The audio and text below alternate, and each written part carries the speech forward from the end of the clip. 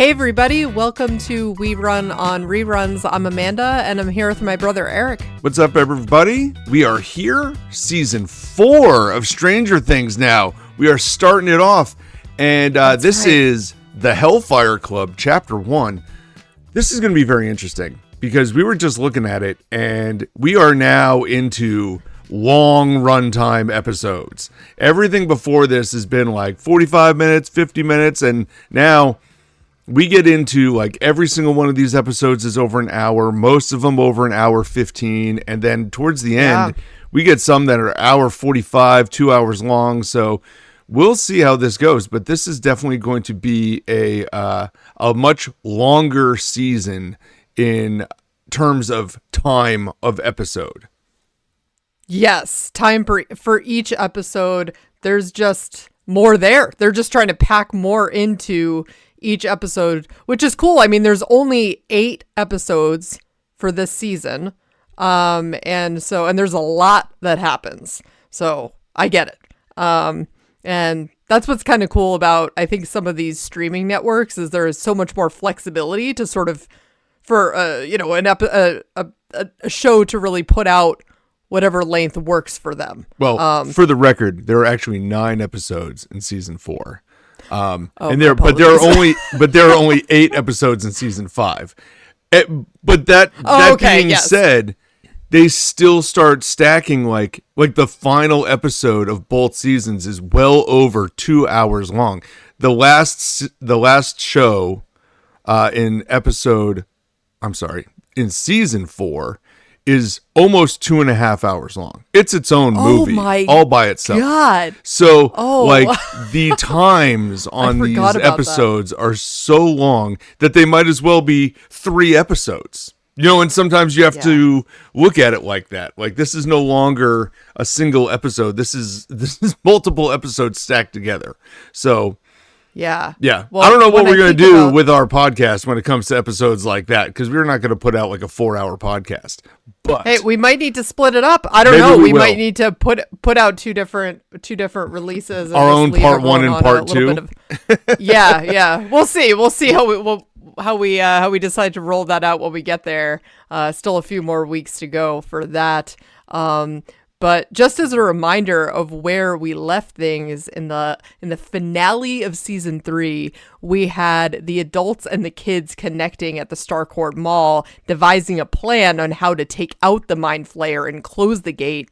We had Joyce finally able to turn both of those keys to destroy that machine, but in the process, Hopper is then vanishing without a trace, and Billy is sacrificing himself to the Mind Flayer just before it collapses. We also see 3 years into the future where Elle is still without her powers and moving away with the Byers. And everyone is just trying to deal with the aftermath of this new shared trauma that they have. But Eric, one thing I needed to point out to you here is that we missed something. A very critical moment. What is that? At the end of season 3, it does the credit roll, and then there's more. It pulls like a Marvel thing. It right? does. So it does. Then I forgot about that. We have this really important closing scene in this Russian prison after the final credits, and the guards are saying, "Not the American," and you just see all these closed doors, and you can't see through it, but he says, "Not the American," meaning they're gonna pull someone else out, so they end up dragging out this other dude and throwing him in this cell and opening up this tiny door within the cell. And what comes out but a Demogorgon, and it's huge, and this guy's dead. So, I mean, you see now what's happening in this prison, and I can imagine, guess what? Who's in that other cell that they're referring to as the American? Could be anybody. Obviously. No, it could be anybody.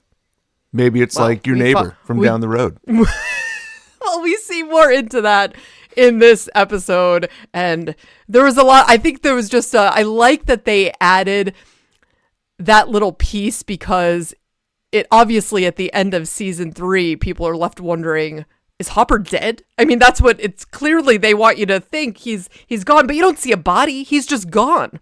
Just vanishes. Yeah. Yeah.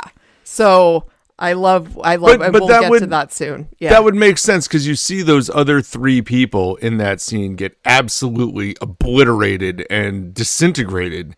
So there is absolutely nothing left of them. So I would not anticipate seeing like Hopper's body sitting there when these other people have been just, decimated to that level. I know. So that's very interesting though. I did see that and I forgot that was all clipped in there. Yeah.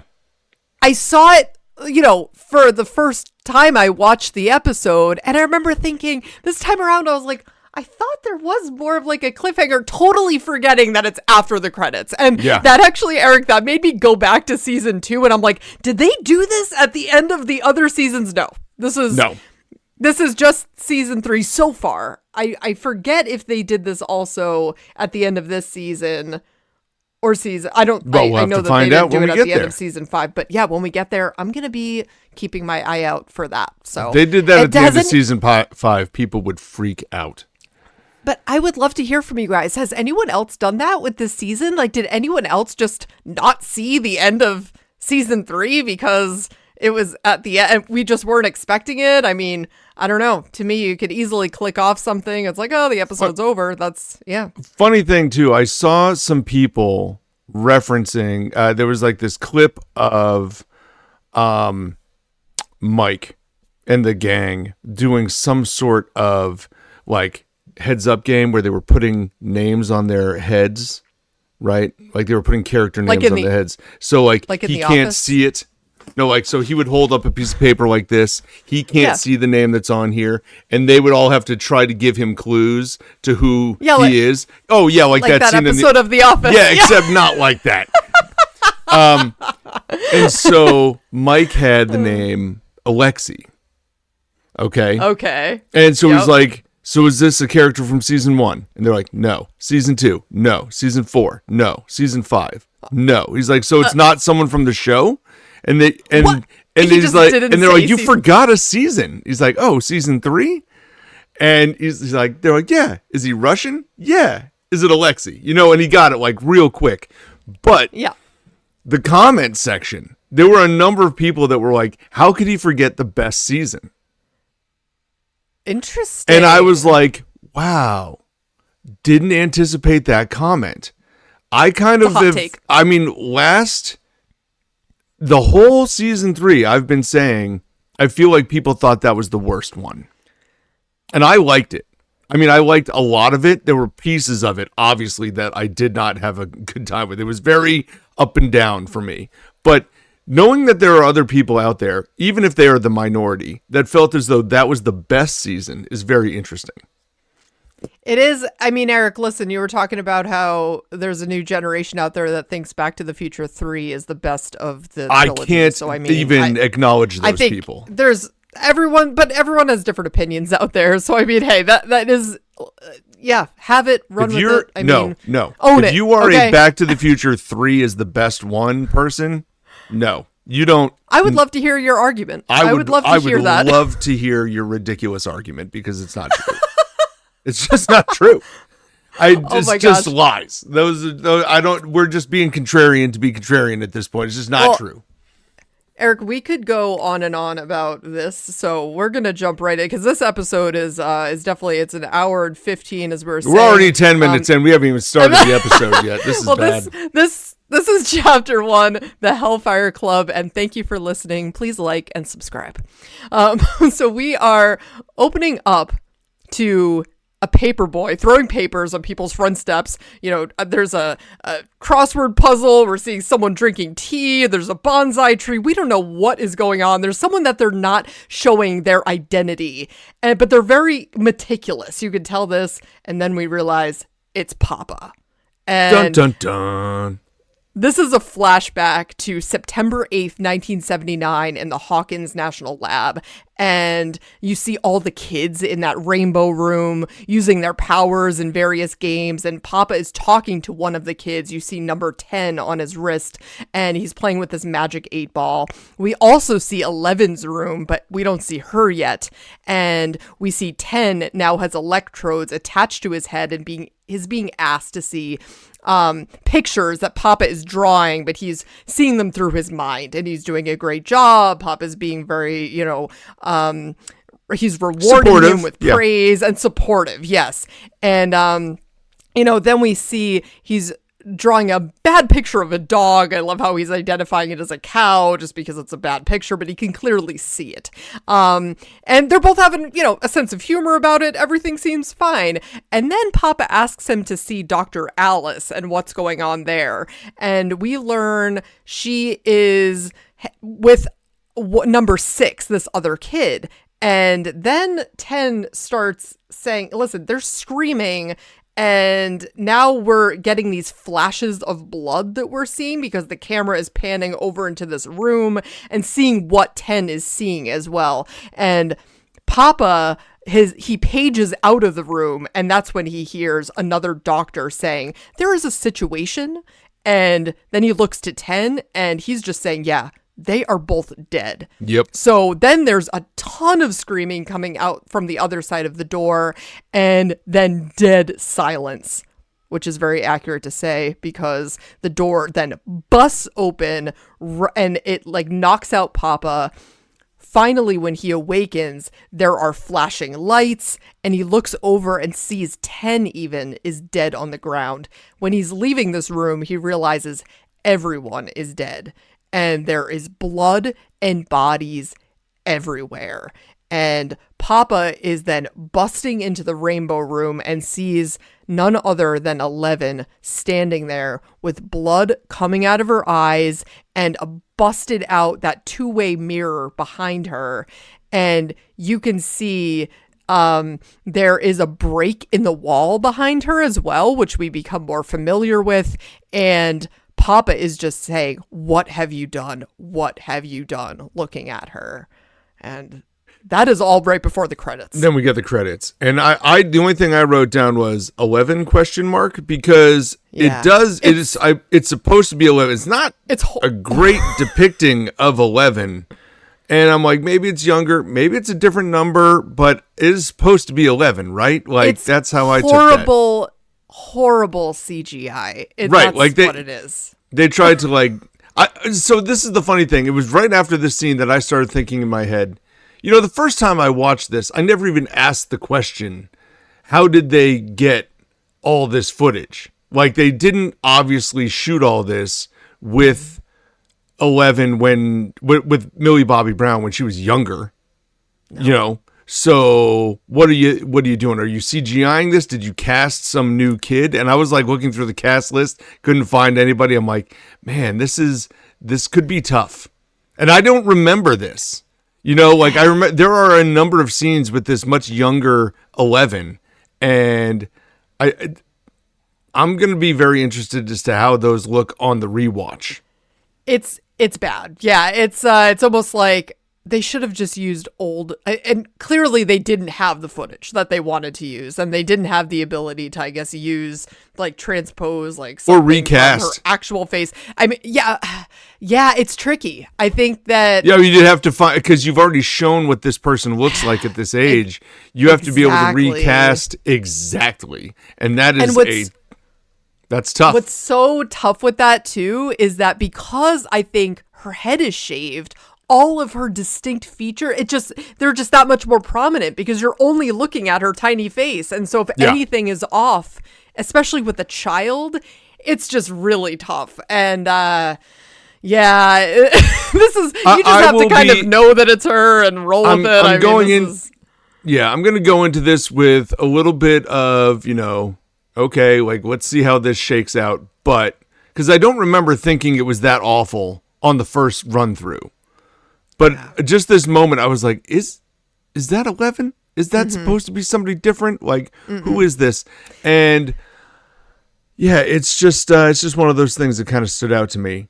I don't know, and I wasn't sure if it stood out to you as well. It totally did, and I just remember it, as we learn later on, which we'll get to. It's like this is the moment that she had then cast out Henry. Like that's what that crack in the wall is she had sent him through that and banished him into the Upside Down, right? So it's like he is now gone, and she was trying to, because he was going around killing everyone, but now it looks like, she's the one standing there with blood streaming down her face and the only one that's alive, so it doesn't look good for 11.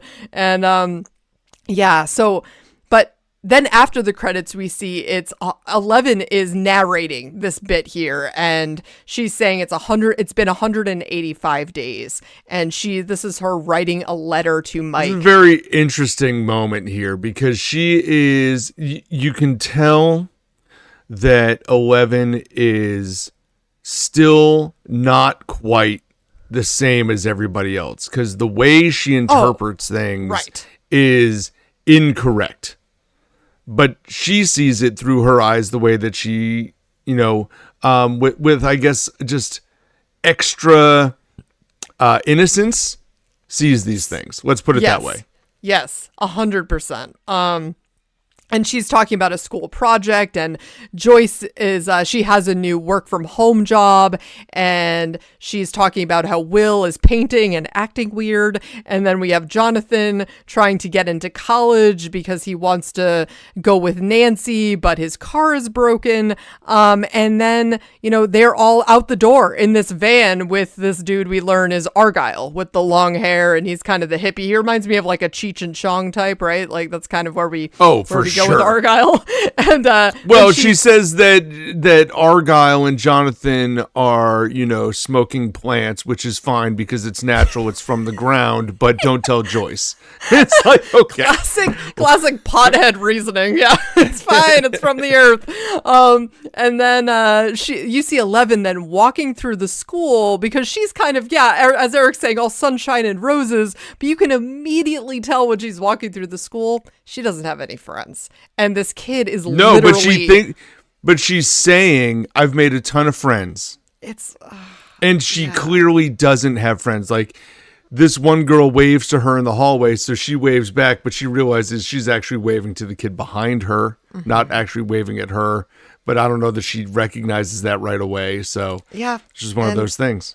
These kids are cruel. I mean, this kid is literally spitting a spitball onto her face in class, and it's just awful. And she misses Mike and can't wait for him to come visit for spring break. That's what's coming up in California. So then we're with Mike, and he's reading Elle's letter. So you're getting then his perspective of then receiving the letter, reading it, and Nancy is saying, hey, Mike, we're going to be late. Like, let's go. And then you see Karen and Mr. and Mrs. Wheeler, and they're telling him, hey, be home by 9:00 or no California, because they know that he's going to be heading out soon for his spring break.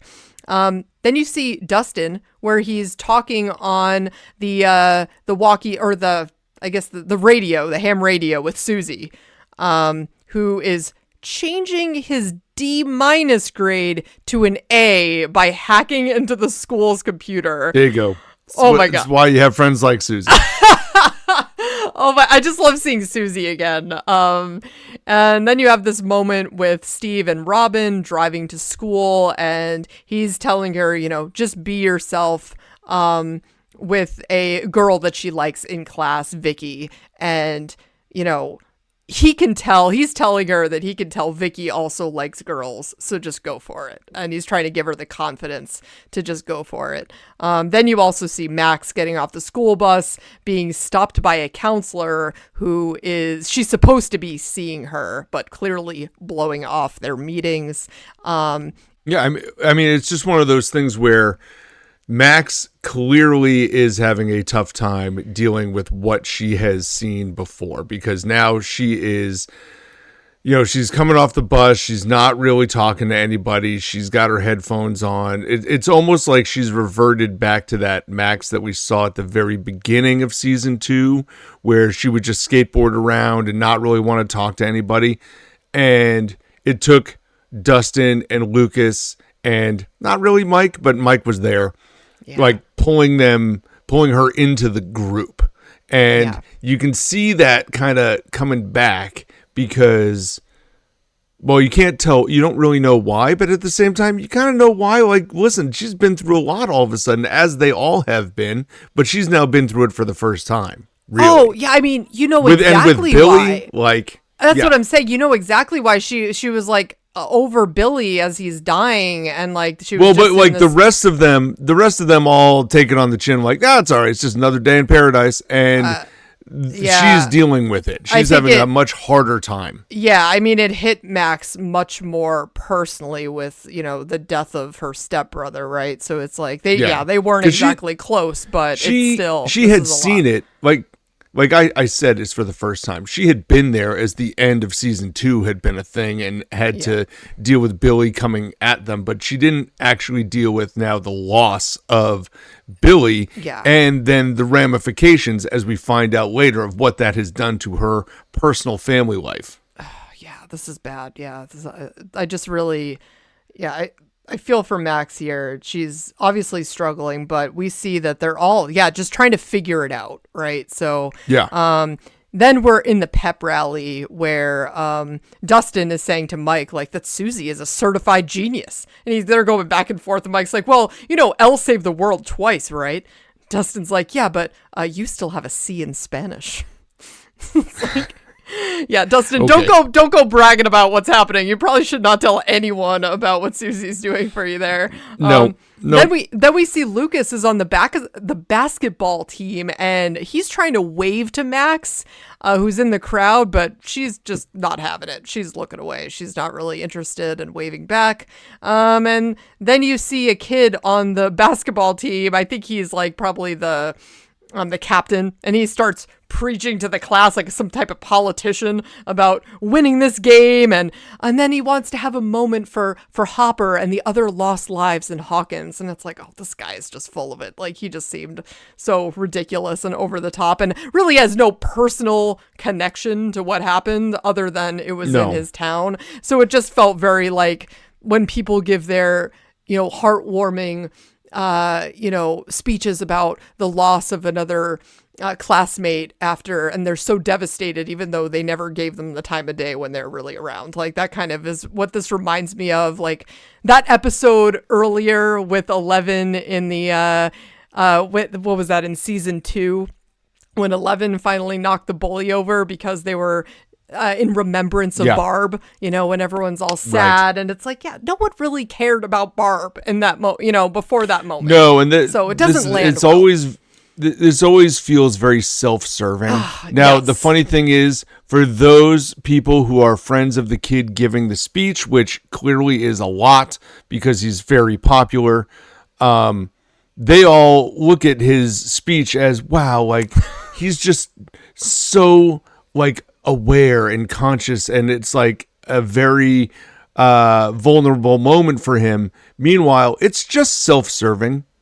Like, he's just trying to like win those points over from people who already like him, whereas people who are actually in the know look at this as, ugh, this is gross. For sure. What are you doing? Like, why are you using them? You don't even know them. Exactly. Exactly. It's one thing, like he did throw Hopper into the mix, and it's one thing to talk about Hopper, who is the police chief for the entire town, and everybody should know who that is, and that is a notable like loss. But the rest of it, I don't know. Yeah.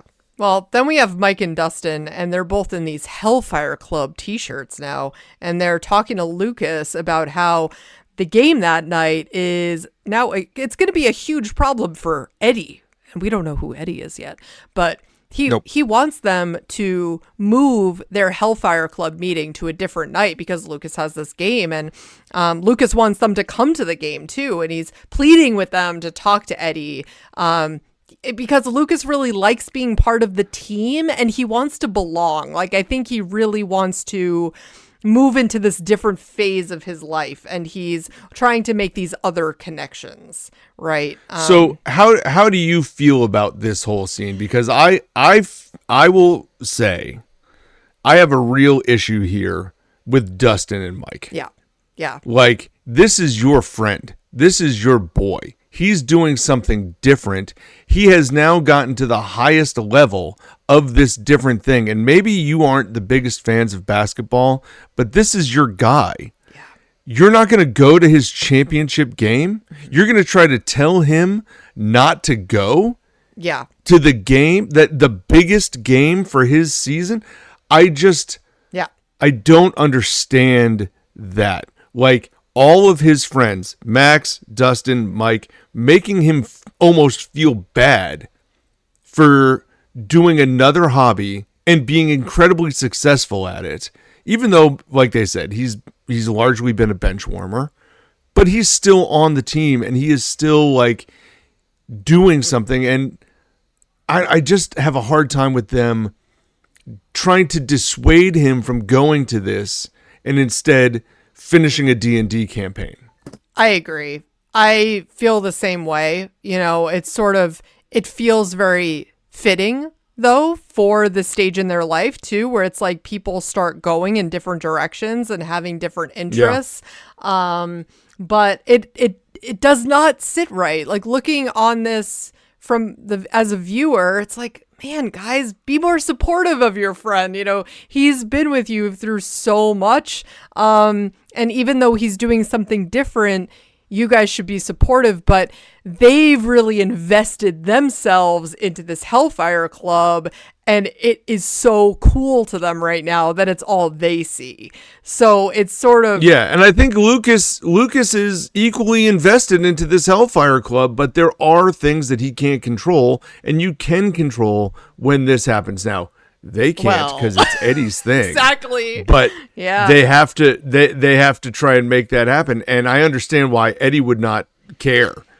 But, you know, I think a lot of people, if you are investing a time into a D&D campaign, you're trying to make sure that everybody can be there all the time. Yeah. And I think, they have to just make these choices, and it's they're not always going to be the right choice. And they're having this. It's a very fitting scene for this point in their lives as teenagers. Yes, I agree. And now we're with Joyce, who's talking to a customer on the phone. So she's at home working from home, but she's opening the door and there's a mailman who's delivering this mysterious box with tons of stamps on it from where? But Russia.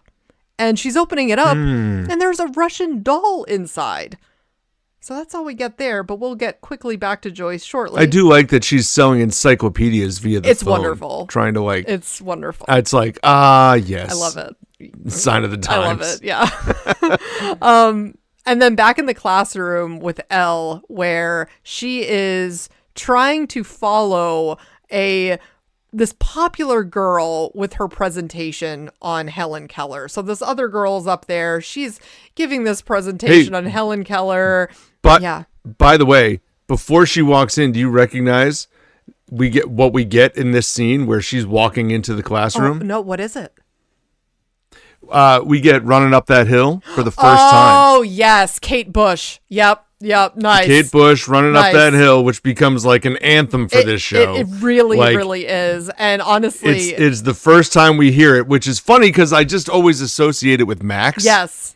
But we get it here, and it kind of plays throughout this whole scene.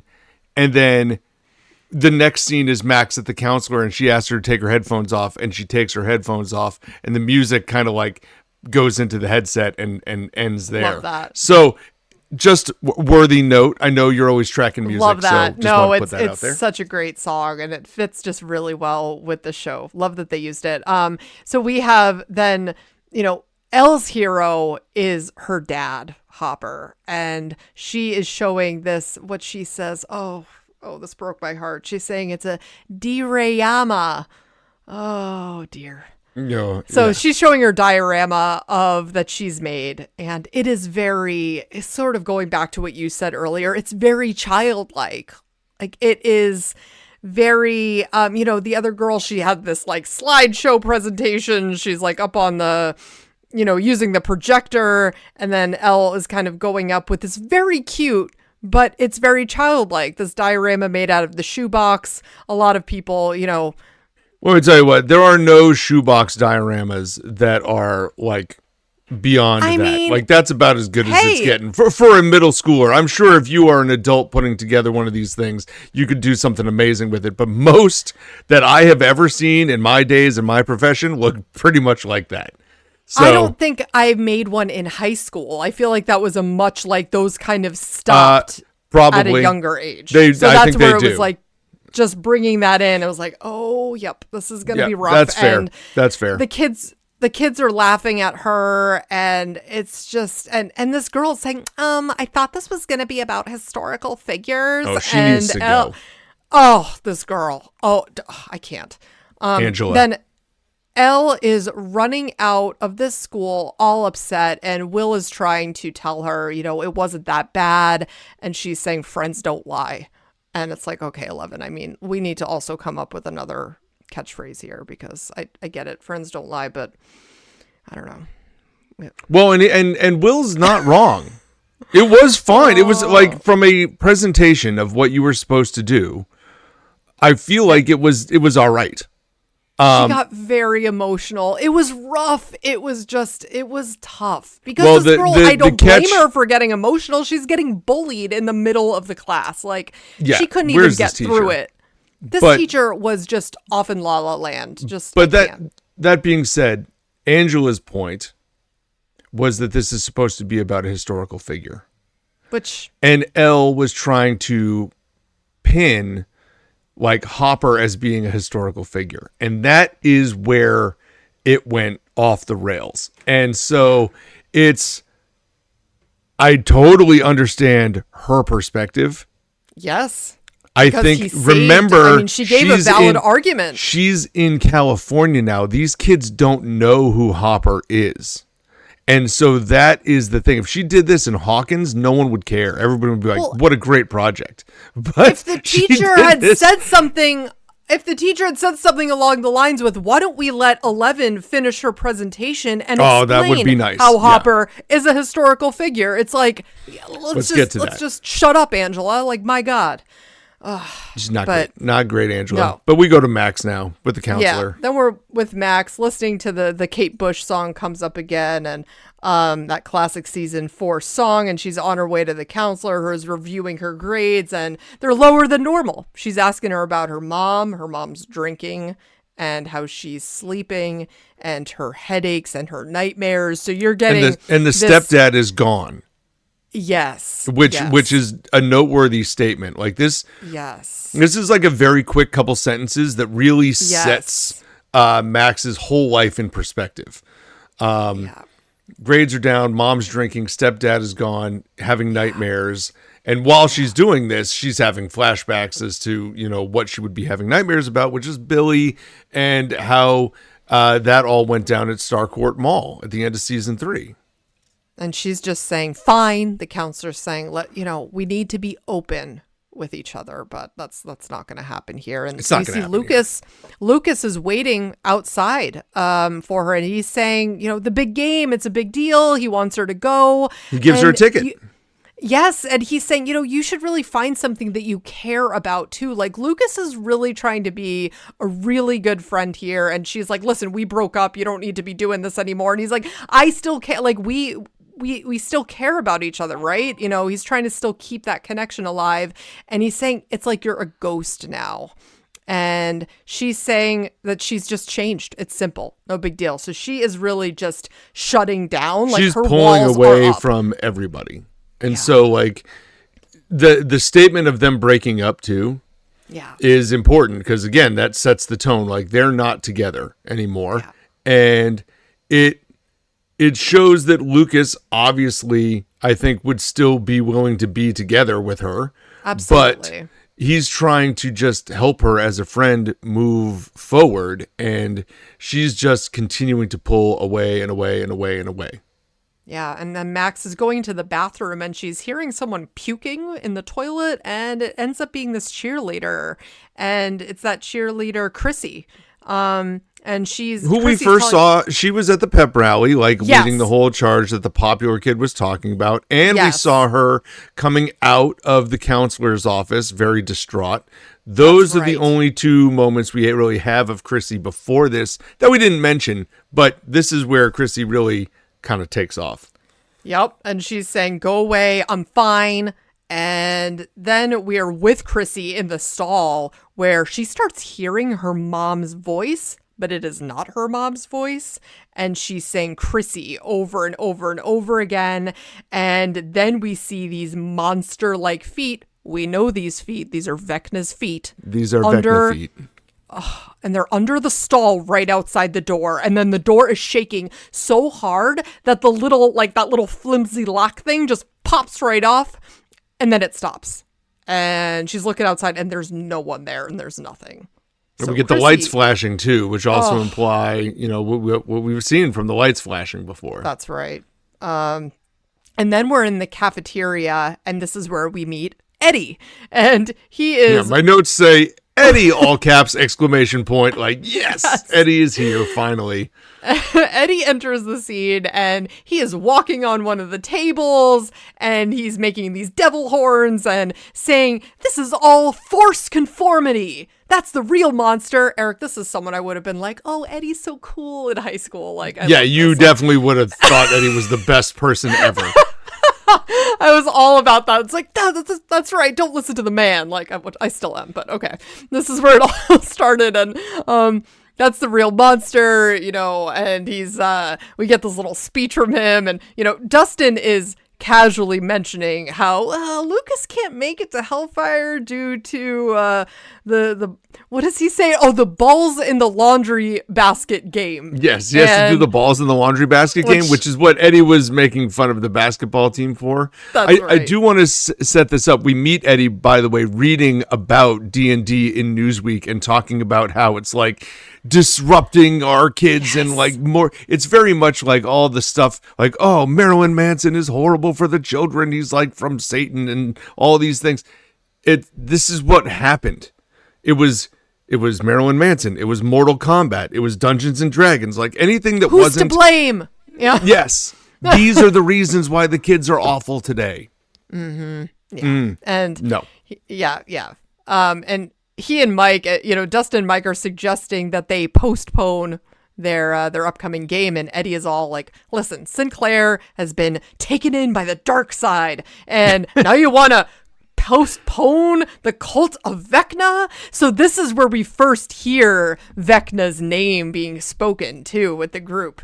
And then Eddie he gives that speech about flipping off the principal when it's his turn to get his diploma. We learn that Eddie has also been held back a couple times, so he's definitely older than it has to be the average high schooler.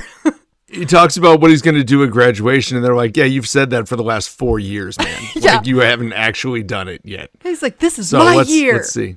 Yeah, and he plans to graduate, so Eddie wants Mike and Dustin to recruit a replacement for Lucas. But then we see Joyce, and she's calling Murray and telling him about this Russian doll in the mail. And he's saying, yeah, you should be worried. If it's the KGB, they already know who you are. And he's asking her to undress this doll.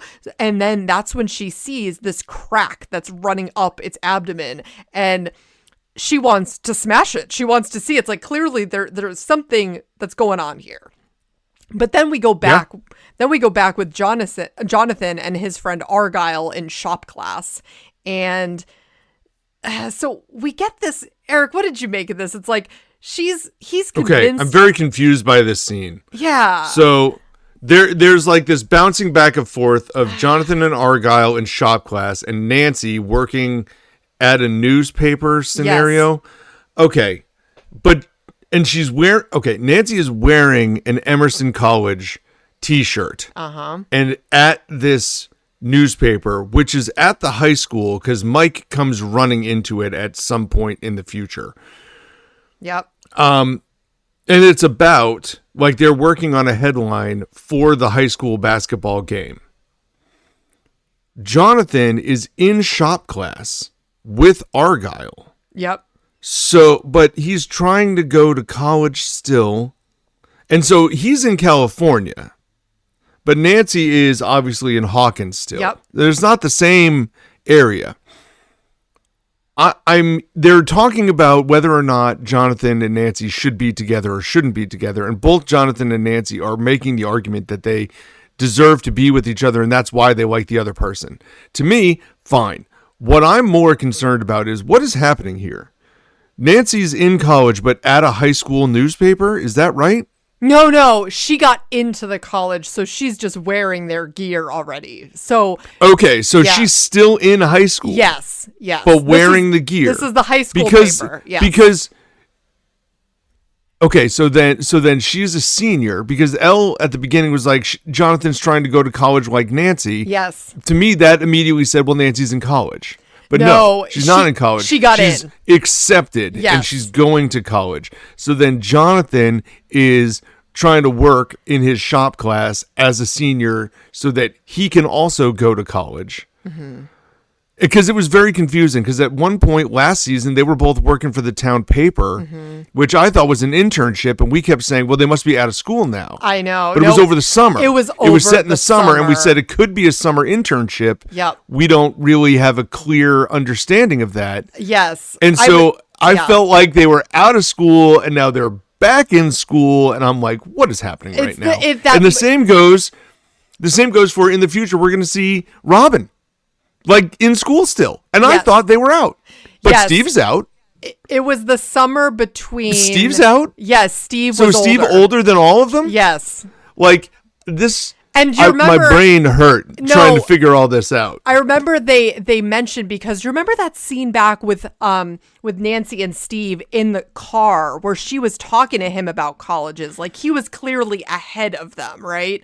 That's correct. Yes. So I think it was just confusing because we were thinking, oh, this internship, like they're out. But no, that was the summer between their junior and senior year. And Nancy and Jonathan are now seniors. Yeah. So now finally, I think we've nailed down that that Jonathan and Nancy are high school seniors. Yes. Robin is still in high school, although unclear, I guess, as to what year she's in, although I would assume she's also a senior. Yes. And Steve is out because he's working at Family Video currently. That's right. Yes. And okay. What stuck out to me here on top of that was that Nancy and Jonathan are both giving excuses as to the other person being the issue, right? Like they're saying, oh, like I don't know, like they're kind of blowing them off. And they're both saying that. So who's being real here? Like they clearly don't want to be together. Like they're saying they want to make it work, but also making up stories to these people who are asking them about it. It's not good. It's very obvious that they are, and this goes back to that car ride. Yes. After they got fired from the internship in season 3, where they were just kind of clearly not on the same page. Yeah. But they feel like that they need to be together because they've done all these things together and that they get each other. Yeah. And so they're love kind of there, sticking it out. But it's not good though. This is not. Well, but I think this rings true though for a lot of high school students. Oh, totally. At least it did when I was in high school, where sometimes you end up with this girl or guy and you feel like you should be in this relationship and it's like your first love and it's like, oh, well, we just saw a whole future together and then things kind of go sideways and you realize, well, you're only 17. And especially long distance. You're going to find other people. Oh, yeah, throw long distance on top of it. Nuts. Yeah. Especially for a couple of people who don't necessarily know that they want to be together anyway.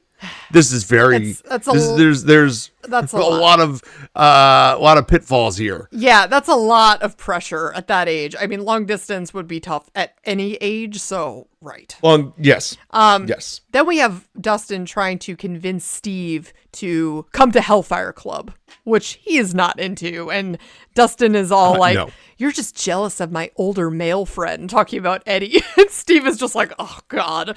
Like, because now he's latched on to Eddie. And Mike is asking Nancy to join Hellfire Club, and they both just keep striking out. And Dustin is... She's like, no. Yeah, and we have Dustin... They ask like a whole flurry of people they're here, and they're all just striking it down. Trying to recruit people, and Dustin is then just yelling, "Screw high school," and running off with Mike. And then they're just like, it looks like they're just leaving the premises at that point. No. They're running up this driveway where the sign says Hawkins Middle School. Okay, you're right. At this point, I thought they were leaving. Well, they are kind of leaving the high school premises. They are leaving their... Okay, so obviously the Hawkins school is set up where the middle school and the high school are in the same spot. Like the school that I teach at is also a similar situation where the middle school and the high school are in the same location. And so you can get from one to the other just by walking very easily. And we have other towns around us that were that way, although the high school that we went to was not that way. No, not at all, yeah. It was just the high school. Yes. So yeah. It all depends on how your town has it set up. But they're, in Hawkins, obviously, you can get from one to the other. And they're on a mission. And I wonder who they're going to be interacting with in the middle school. Listen, you know what's funny is I think on the first watch, I didn't really think through, like, what are they doing? And on the second watch, it's so obvious where they're going with this. So, yeah. But then we're with Chrissy again, that cheerleader, and she's walking out of the field and into the woods alone. And she's like, hello? And because she's hearing these sounds, and there's this clock that appears in a tree. And this, Eric, was very like Nightmare on Elm Street to me, because she's having all these nightmares and they're coming to life. And the clock is then breaking and there's all these spiders coming out. I mean, anything with spiders is like my nightmare. So this is a really just creepy scene. And Eddie is then appearing and he's asking if she's okay and offering to sell her weed. But she asks him if he ever feels like he's losing his mind. And he's like, on a daily basis. And he's then telling her that he remembers her from high school, from middle school, rather, this middle school talent show. And she finally recognizes him as well. And she doesn't remember him at first, and then does connect eventually, because she's like, oh, you play guitar? Because apparently he had like a shaved head almost, and now he's got this super long dark hair, and so she's suddenly making the connection, like, oh yeah, how could I forget you? Like I forget the band name that he said, but it was very obviously something that stuck with her. So and they're just getting along really well, and I feel like they didn't expect to. And he's playing at this place called the Hideout on Tuesdays, and he invites her to come see him, and they both comment that they thought that each other, the other one would be mean and scary. So he's giving her a discount on the weed, but then she's asking if he has anything stronger. And he's kind of like, oh, okay, what's going on here with Chrissy? But then we're back with Elle, and we learn that she got an F on a test, and the teacher wants to talk to her after break. And then we have this moment, and this is horrible, where Elle is walking through the quad, I would call it, like the center of the school, and this girl, that's all I'll say, Angela trips her and breaks her diorama everywhere. And then this other kid comes up and smashes it with his foot into the ground. And Elle gets up. Oh, Eric, this scene, that's so hard to watch. She gets up and screams like she's trying to use her powers. She outstretches her arm with her hand and is just screaming. And it is so humiliating because nothing happens. And she's just standing there screaming with her arm out. And everyone just starts cracking up laughing, because there is just this circle of all of these kids standing around while all this is happening. And it's not until this teacher comes out, the same one that had been in that class. The same teacher. Yeah. And Elle is saying... She recognizes what has happened. Because Elle doesn't want to say anything. She's saying, oh, I tripped. It was just an accident. And Will also is coming out of the school and kind of witnessing this from afar. And doesn't do anything. He tries to console her after. I don't know. I was kind of like, I feel like Will in this moment really should have interjected. Like, he should have been standing by her side, saying something. Like, someone needed to stand up for 11. And it just... So here's the thing. I think this is just me trying to read into it, looking at the setting, right? The way this high school is laid out, it reminds me of our high school a little bit, okay? Where 11 is coming out of this area and she's walking through the space that Angela trips her in, and Will is coming out of another building in a far different direction. He's not near her. Yeah. Like, he's not going to run over to her at that moment. Like, I don't think he even sees it. Like, I don't think he can get there very quickly, I don't know. is my point. Yeah. Like, there's already a circle of people who have, like, gathered around. He's going to have to, push through everybody just to get close to her. I think, and here's the other thing. What's Will going to do? I don't know. I don't think he's doing anything. Call this girl. He's too passive. He's not going to. That's what I'm saying. Go in there and yell? I just need him. She needed just someone by her side who's going to call this shit out and just make it stop. And this teacher even kind of at least the teacher knew in that moment, and she grabbed Angela, and brought her with her because she knew it was her. It was very obvious. None of 11's friends, none of them are going into that circle yelling at Angela. I know. Dustin, Mike, Lucas, no. Max might. This girl needs... Max would, although Max in her current state isn't going near the circle. It's true. Max would, yes. The only person that 11 knows that is a kid age that would go into this would be Steve. But they're not there. You know, this is in California, they're not there. So she only has... It's just Will. It's like, Will, step up, man. Jonathan is there. Yes. Right? Well, Jonathan's there, but true. But he's not really there. No. Yeah. Oh, well, we have Joyce. She's finding a note from Hopper inside of that the doll, because she then dropped. So she had this, I guess, let me back up a second. Joyce is in her front yard trying to smash this doll open because Murray has instructed her to get a rope and a paint can, and she's like has goggles on. She's also in her front yard, and the neighbors are looking at her like, what is this lady doing? She's already becoming the crazy person. Oh my God, Joyce, this is already happening. She just listen. This is Joyce. Just embrace it. But they're like bringing their kids inside, like, don't look at the crazy neighbor type thing. But yeah, she drops the can as Murray's kind of telling her, like, I think he wants her to take more precautions, but it's done. It smashes open, and luckily there wasn't like a bomb or something inside. But again, she opens it up. There's a scrolled up piece of paper. She opens it, and it's Hop. It's saying, Hop is alive. Look forward to date. And it's like these like cut out magazine letters. Yeah. And Murray is screaming in the background because he thinks something horrible has happened. It's just this really funny moment. But then we're back at the back. Well, they were expecting there to be like an explosion or like a gas leak or something is going on. Yeah. No, nothing like that. Yeah. Then we're back at the basketball also, game. by the way, yeah. Before we go back to Hawkins in the basketball game, I just want to throw out there, like, they moved to California for all this. Like, we mentioned that early on.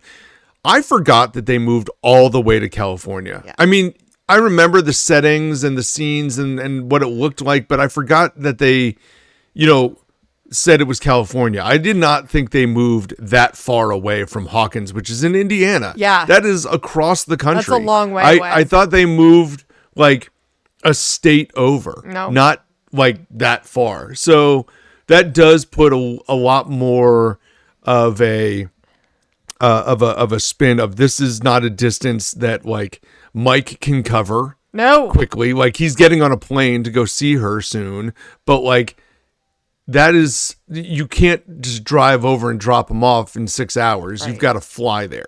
Right. So yeah, I forgot that it was that far. Yeah. Personally, I don't know if you remembered that or not. Well, I remembered it. I feel like I saw it recently and saw it came back to me before, but they didn't mention it in the end of season 3. That's for sure. So we didn't know as an audience until the season kicked off where they were going. Yeah.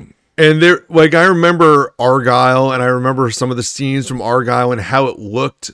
And it obviously is supposed to look like California, which makes sense to me.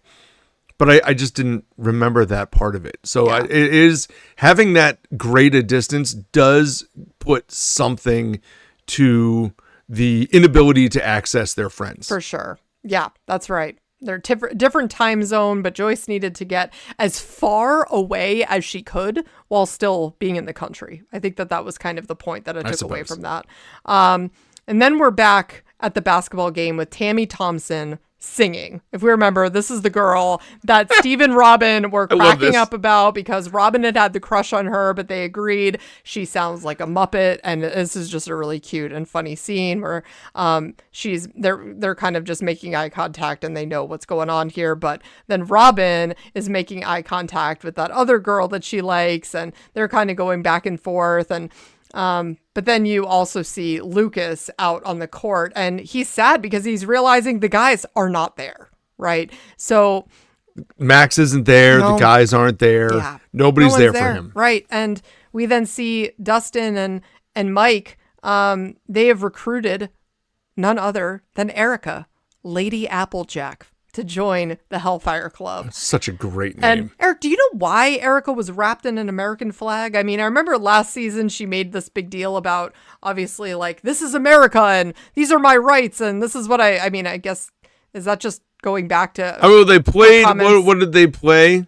Like, there was a song that played during this. It was either, like, Born in the USA or something like that. Maybe I missed that. I just was like, what is she doing here? Well, and it might have, maybe it was the national anthem because it was the basketball game. Oh. There was something because obviously this campaign and the basketball game just split back and forth. Yes. And so there's something to, I think it's the national, they're playing the national anthem on like electric guitar is what it is. That version of it. And I can't remember who plays it. I know it's in the credits. But anyway, while that's going on and the group is where Lucas is like standing, waiting for the game to start.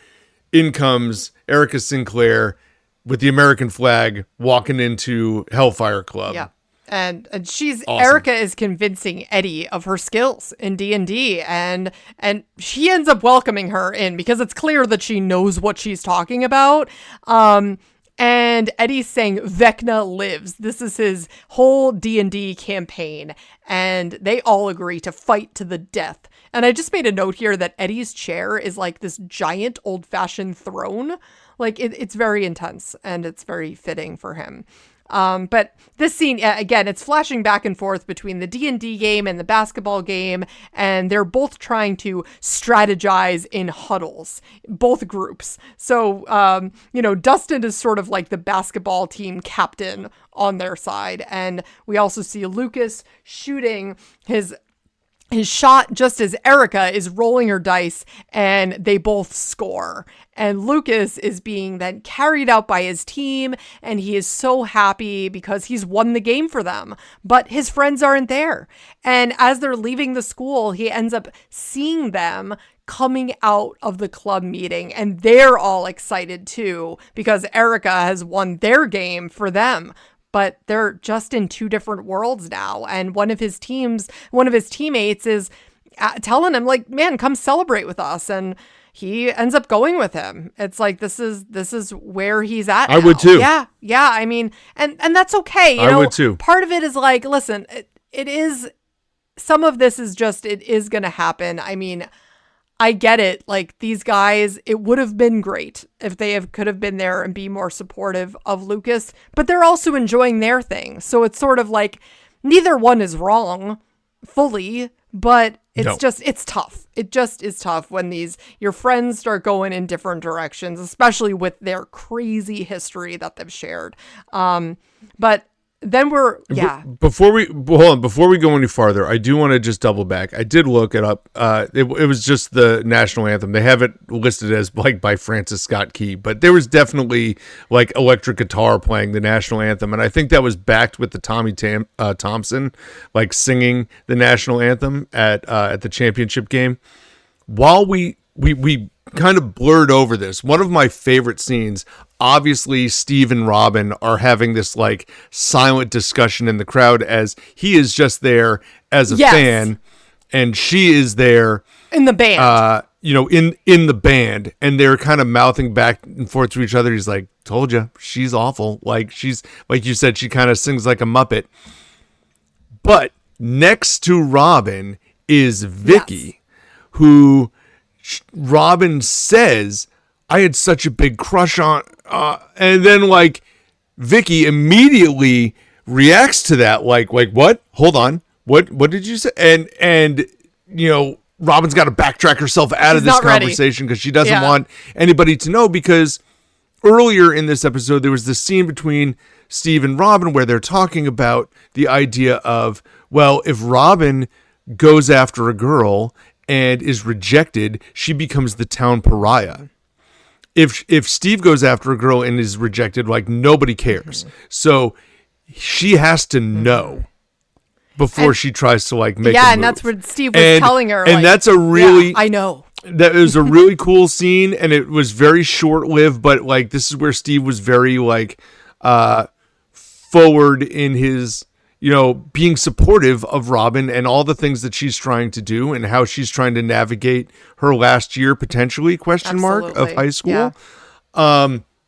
So it's it again just kind of like pinpoints some of these things with the relationship between Steve and Robin, and how Steve is still, even though he's the only one out of the high school, very connected, including the point that when he was going in to be a fan, one of the kids, girls or somebody, said to him, is it so weird that like the first year that you graduate is when we go to the championship game in basketball? He's like, yeah, thanks. I hadn't thought of that. I'm going to try to move forward with this. Yeah. But anyway, no, sorry, I just wanted to backtrack and hit some of that stuff because Steve had a lot of big moments throughout this episode that were little subtle things. His role was not like critical to anything from this story, but it was still very prominent throughout this episode. And that's kind of the end of Steve and Robin's little journey in this episode. Yeah, and then we have Max hearing about Lucas's big win on her radio, and she is seeing her mom passed out on the couch. She is putting out her cigarette. She's throwing away her beer cans. She is bringing food out to their dog that's behind a fence outside. That kind of broke my heart a little bit. Is it their dog? I don't know. I think it's a neighbor's dog. Who just doesn't feed it. And I think she's going and taking care of a neighbor dog that they just leave outside all the time, because she walks like across her yard to a chain link fence and feeds it through a fence. Yeah. I don't think that's their dog. Okay, that makes sense. I think this is just showing Max's kindness. Yeah. Like towards other people and other things. Like she's trying to make sure everyone is okay. Yeah. Her mom, the neighbors' dogs, like she's trying to help out where she can try and help out. Yeah. But as she's out there, we see Eddie roll up. That's right. Yeah, Eric, we had a neighbor that always kept a dog outside. That was really rough. It's like, I feel like you just don't see that really anymore, luckily. But we had a number of neighbors where it's like their dog's just always outside on a chain. That's just like when I moved into the house that I'm in now, our original neighbor left their dog outside all the time. Yeah. And I feel like that's the last time I ever saw something. They've moved away years and years ago at this point. But like that was something that you just don't see anymore. Yeah. I feel like there's not a lot of that. No. Treat your dog better. Come on. It's like you get a dog, bring it in. Okay. So, but yeah, that you're right. Then she sees Eddie bringing Chrissy inside his trailer. So he lives like right across the street from her. And then we're in Eddie's house with Chrissy. And Chrissy is asking Eddie how long the Special K takes to kick in. So he's giving her some pretty hard drugs at this point. He's looking around his place for this drug.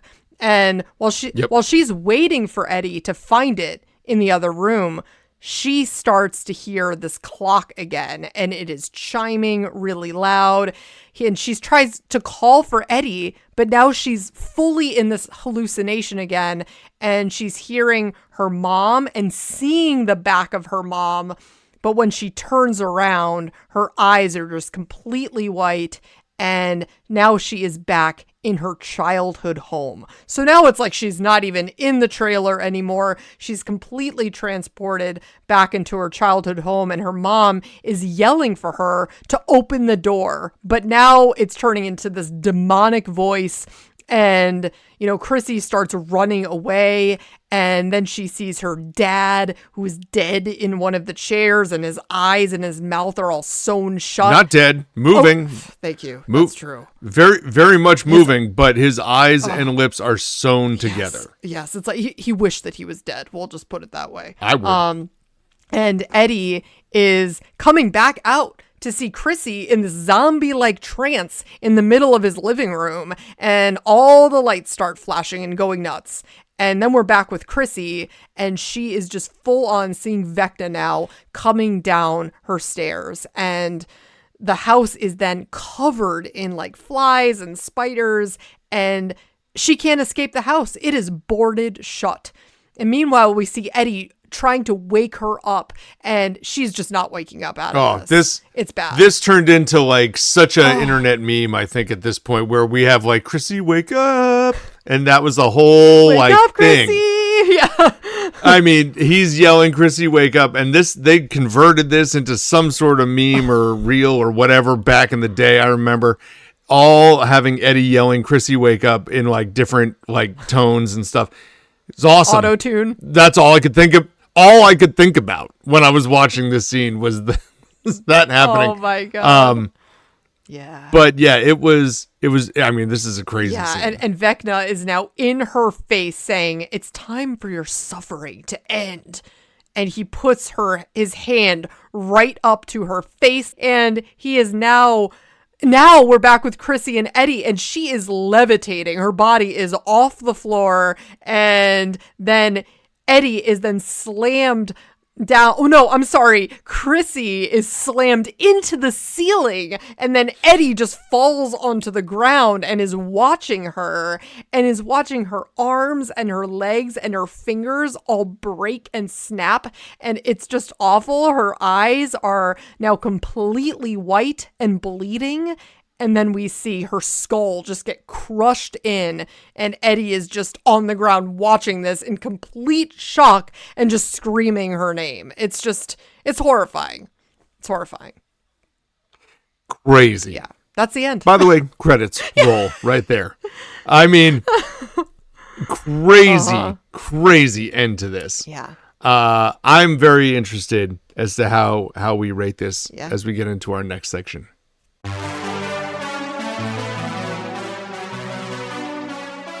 Well, now we're going to jump into our IMDb rankings segment of the podcast, where we talk about our rankings of this episode versus yours as we find them on IMDb. Plus, we're going to talk about our favorite and least favorite characters. Amanda, I'm going to jump in here first with favorite character. And I was going back and forth between two. Okay? I was bouncing back and forth between Steve and Lucas. Actually, three. Steve, Lucas, and Eddie. Right? I mean, how do you not like Eddie? But I'm going to go with Lucas here because I feel for Lucas. And I feel like his character is trying to get Max back in. He is trying to sell his like decisions to his friends. His friends are all just ignoring him, and he's done nothing wrong. He makes the winning shot in the championship game. Wow. Like, all these things are going Lucas's way, and yet no one is there to like help Lucas or celebrate with Lucas, and I feel bad for him in that sense. And everything that he did, I enjoyed watching. Obviously, there's a lot of scenes with Eddie that are a little bit more powerful, and that I enjoy meeting Eddie. There's nothing wrong with that. And I really like Steve and Robin still. I still love having Steve be there to like, help Robin kind of on her journey. Yeah. And so all three of these guys I was there for. I'm going to pick Lucas. I feel like this was a good Lucas episode. Yeah. So that's where I'm standing on that. Yeah, How about Eric, you? honestly, you couldn't have said it better like that. I went with Lucas too. I was also debating. Oh, okay. Yeah, I thought I was going to have to sell you on that a No. little bit more. Like, I'm surprised. I initially was like, oh, Eddie, because we first see Eddie and I just love his character. But honestly, Eddie is going to be my favorite for sure in later episodes. And I feel like we were getting to know Eddie here. But he definitely shines more and is going to be my favorite later on. But yeah, Lucas, really the same things that you talked about. And also like, him really trying to connect with Max because she's going through it. And even though she keeps brushing him off, I think he's, we're going to see that he's going to persist there. And I just think that he's such a great character and is really just trying to stay connected to the group, but also do his own thing. And I just respect that. So I really like Lucas here. And yeah, he won the game. So go Lucas. But Eric, I mean, for my least favorite, I just had to go with Angela, that bully at school. I mean, I know that she's not a main character. I'm going to jump in here. I'm jumping in Yeah. here. Same. We're going to have the exact same It's here. like she is just the worst. Like She's this the girl worst. is the worst. I had to restrain myself from using a lot of expletives when talking about Angela because she is just awful. Angela is a flashback to season 1 and Steve's original friends. Yeah. Those two yes. were real jerks, and the difference is that at that point in time you weren't really sure if Steve was a jerk too. Like it kind of felt like he was. You could kind of see moments of him being okay, but also kind of being this jerk like popular kid at high school.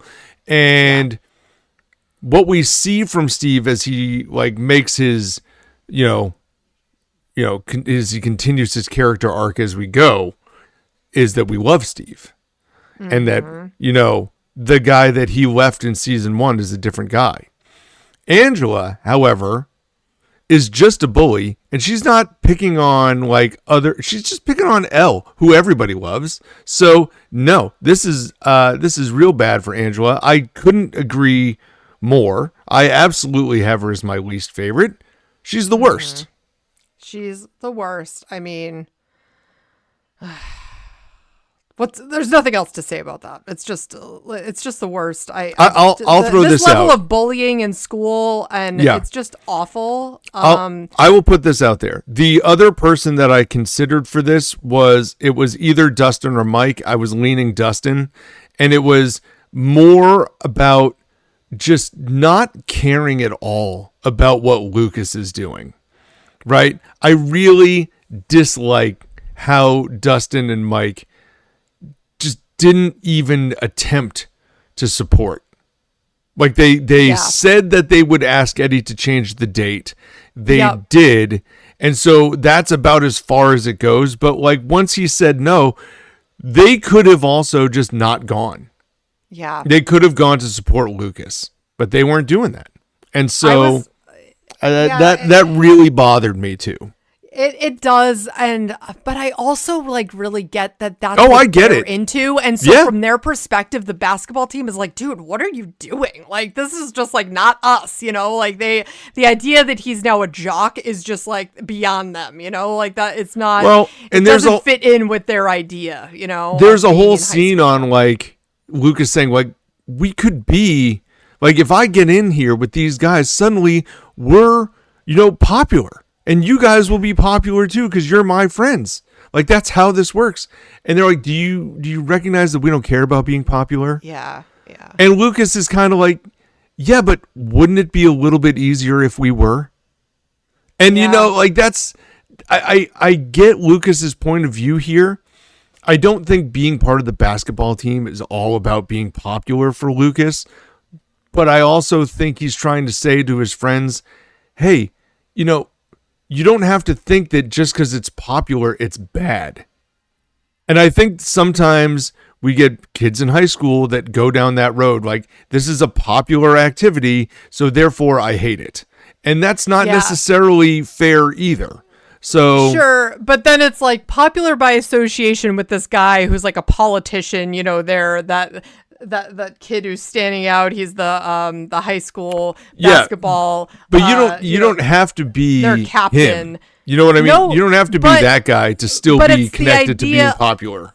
Sure, but it's the whole idea of like you're then in with the cool group because now this kid has accepted you, which then makes them not bully you, and sort of like, what Eddie was speaking to, where it's just like, this is all what they want. They're just trying to control you, like through this like popular idea. And it's like, is this even important to you?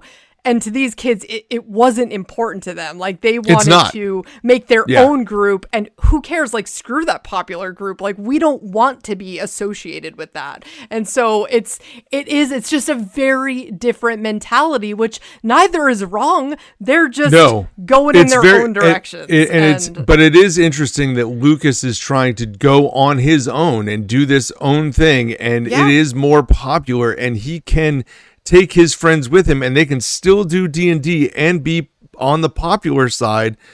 But these things, to me, or is Lucas just delusional in thinking that? Like, is that really a thing? I don't know. Maybe in some schools, but the level of bullying that that's with L. But I'm sure. I mean, we haven't seen that level of bullying yet, but we know that these kids were terribly bullied in middle school. I think the implication is that level of bullying exists exactly everywhere. So the idea of just like, well, let's just like start going to basketball games because Lucas is on the team, and by association we're going to be accepted. To me, that's also pretty far-fetched. So it's tough. Well, this is Lucas's case. He's trying to sell it.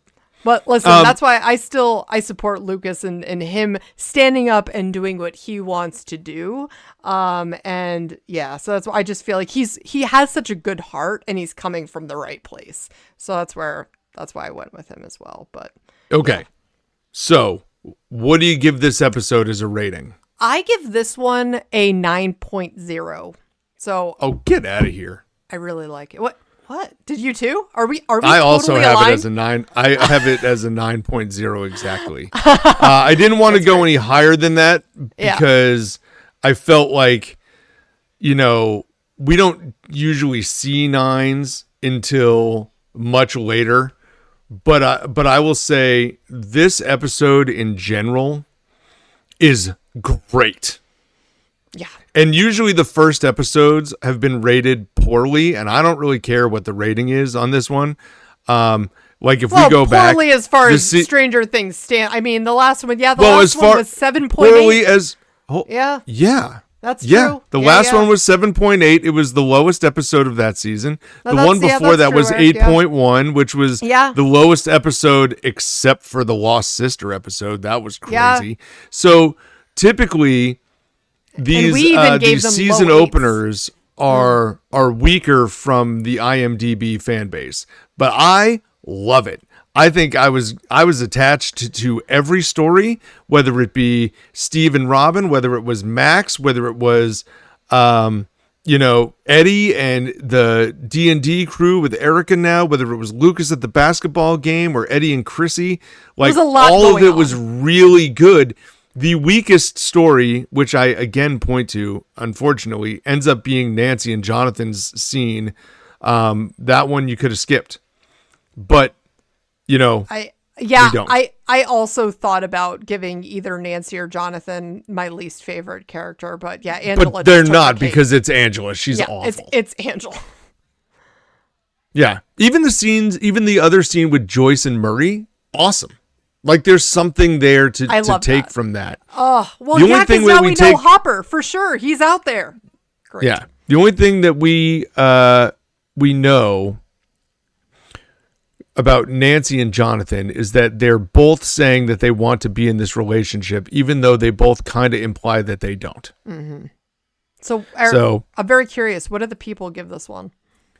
Okay, so the people have weighed in here. They have weighed in as an 8.1. Wow. Which is low. That is so low for what I thought this would be. Yeah. But again, I will say I love this show at its best when the gang is all together. And having some of them split off into California is difficult. They did a great I job will of- say, Yeah. my original thinking on season 4 was that I don't like the beginning of season 4, but I love the end, if I remember correctly. We'll see, though, because the first episode I love. Like, this Eddie episode was awesome. And maybe I'm just going to go 9s the whole way through this whole thing. We'll find out. I really like this first one. One of my only criticisms with this episode where I was like, this just feels weird, was I wasn't totally a fan of Elle like narrating the letter as she's writing to Steve. I felt like that was a little. I don't mind that. First of all, she's writing to Mike, not Steve. I'm sorry. She was writing to Mike, and yeah, that would have been even weirder. But yeah, I think that it quickly caught us up to speed with a lot of details and gave us more context. Yeah. It was just something about it. It felt very, I can't think of like a show that it reminded me of it was very after school special, like kind of, I don't know. No. Teen drama, no. I don't know. It just seemed... I didn't mind it because it did a lot of catching everybody up on where everybody's at. It also like addressed the fact that, hey, her vocabulary is getting better. Her grammar is not great yet. Her spelling, obviously, she mentions is not great yet, but she's trying and she is improving every year. Like it's a long way from that first season where I think we said she had 36 words in the entire first season. That's right. And so she probably spoke 36 words just, in that letter. So true. So she has come a very, very long way. And the fact that they have not just rushed her into, I have the ability to speak no problem. You're right. Yeah. It's good. Like that never happens, I don't think. Although we'll have to see how through season 5. And the best part about that is that it showed that she's painting this one picture for Mike, but it is not what's really happening. Like that's right. Yeah. And Mike doesn't know that, and he can't know that. No. And listen, there's no cell phones. No. It's letter writing. Mm-hmm. Yeah. So there's no Facebook. Yeah. There's no Instagram. No. Yeah. No. Thankfully.